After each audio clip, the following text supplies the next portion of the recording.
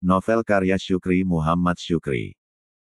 Ibu diam, tidak melanjutkan pertanyaan. Dia meneruskan menanak nasi dan merebus air. Lalu, dia duduk di bale-bale merajang bawang merah. Sambil memandangi ibu, ku seruput kopi kertup dalam-dalam. Adrenalin menggelegak dalam darahku, mengantar rasa hangat ke seluruh tubuh.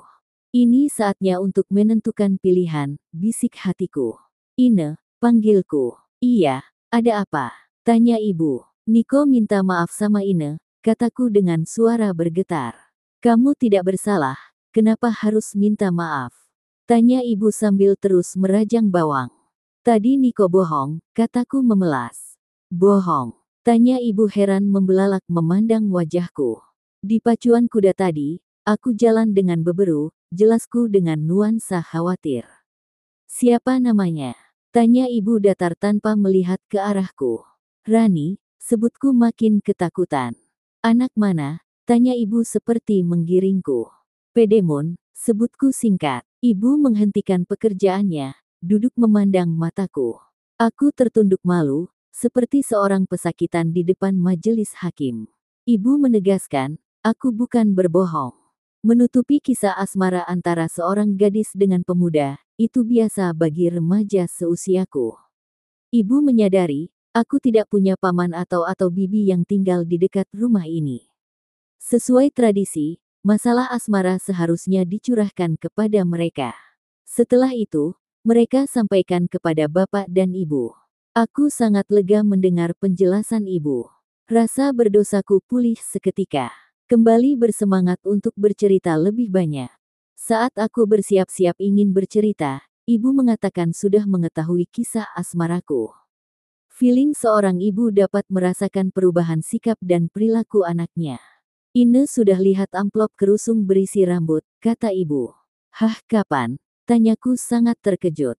Ketika kamu dan Adi berangkat membuat perahu, kata ibu memandangku. Di mana Ine lihat? Tanyaku penasaran. Ibu bercerita, sewaktu aku meletakkan buku pedagogi ke atas rak, sebuah benda jatuh dari dalam sampul.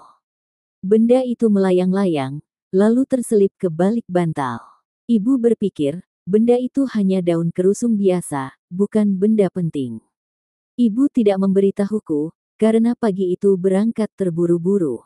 Saat melipat selimut dan merapikan bantal, dia melihat benda itu. Dibukanya, ternyata berisi sehelai rambut panjang. Ibu heran, kenapa aku menyimpan sehelai rambut.